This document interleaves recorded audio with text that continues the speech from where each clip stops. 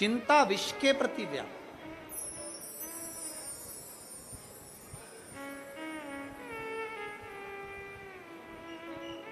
तभी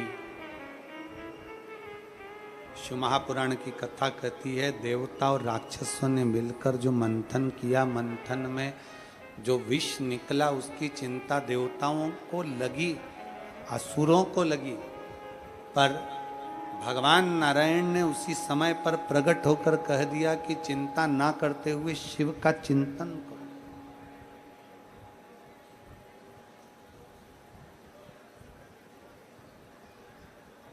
चिंता ना करते हुए शंकर का चिंतन करो। सब देवता लग गए, सब, केवल देवता ही नहीं, सारे असुर भी लग गए।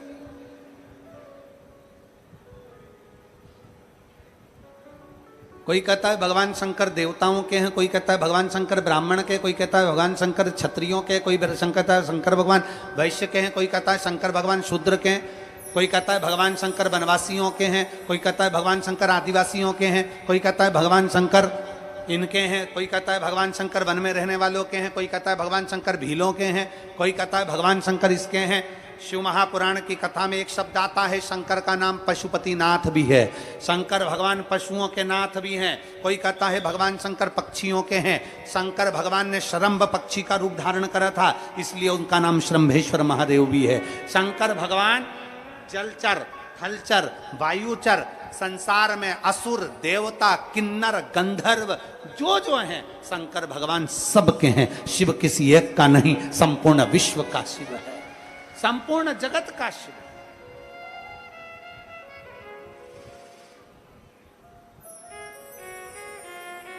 शिव किसी एक का नहीं है, भगवान शंकर किसी एक के नहीं है, सब के।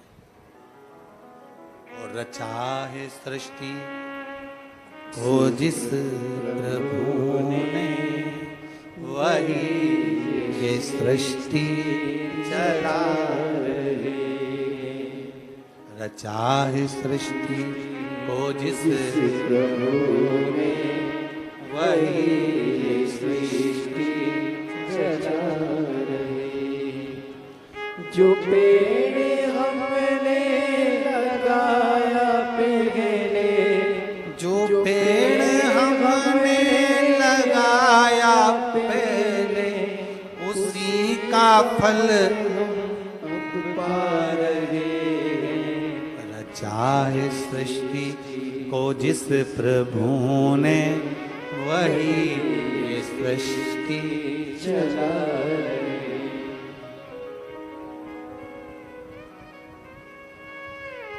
जो पेड़ हमने लगाया पहले, जो वृक्ष हमने लगाया पहले, उसी का फल अब हम पा रहे। रचा है सृष्टि को जिस प्रभु ने, वही ये सृष्टि चला रहे। उसके ऊपर आश्रित क्यों चिंता कर?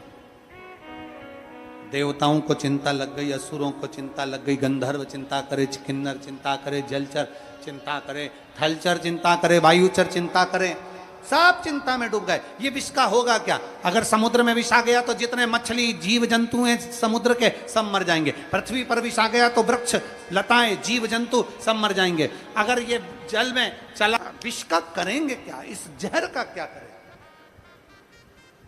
इस विष का करे तो करे क्या? इस जहर का करे तो करे क्या? चिंता सबको व्याप करे, सब। तब आखिरी में भगवान नारायण ने कहा कि चिंता को छोड़ो और शिव का चिंतन करो। आपने कथा सुनी होगी, आप लोगों के स्मरण में होगा। हम आपसे एक बात पूछें, सांप जंगल में अच्छा लगता है कि तुम्हारे घर में अच्छा लगता है? अरे बोलो तो जम के। घर में, जंगल में।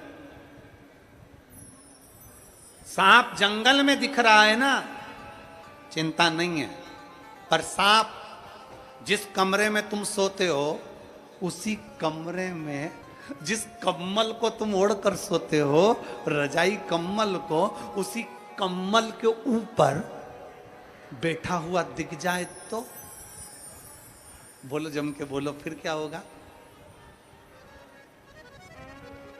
सांप वाला सांप पकड़ कर भी ले जाए ना, और रात्रि को तुम दूसरे दिन सो रही हो और भूल से कोई तुम्हारे कम्बल का टुकड़ा ही तुम्हारे पांव पे ऐसा धीरे से हिल जाए, धीरे से, फिर अरे बाप रे बाप रे। सांप जंगल में अच्छा लगता है, सांप बाहर अच्छा लगता है, सांप झाड़ियों में अच्छा लगता है, पर सांप घर के अंदर होगा अच्छा नहीं लगेगा। उसी तरह चिंता बाहर रहे चलेगी, पर चिंता अंदर नहीं आना चाहिए, भीतर उतर गई तो बर्बाद। चिंता भीतर आई बर्बादी का लक्षण, चिंता भीतर ना, भीतर। आखिरी में विष देवताओं ने मिलकर भगवान शंकर को प्रदान कर दिया। इस चिंता और चिंतन की कथा बहुत सारी है, जिसको कल भी अपन कथा में लेंगे कि विष का चिंता और चिंतन कितना किया गया वो देखा जाए। विष का कितना चिंतन, कितना। आज मासिक शिवरात्रि है, श्राद्ध पक्ष की शिवरात्रि पर संपूर्ण देशवासियों को आज मासिक शिवरात्रि की श्राद्ध पक्ष की बहुत बहुत बधाइयां।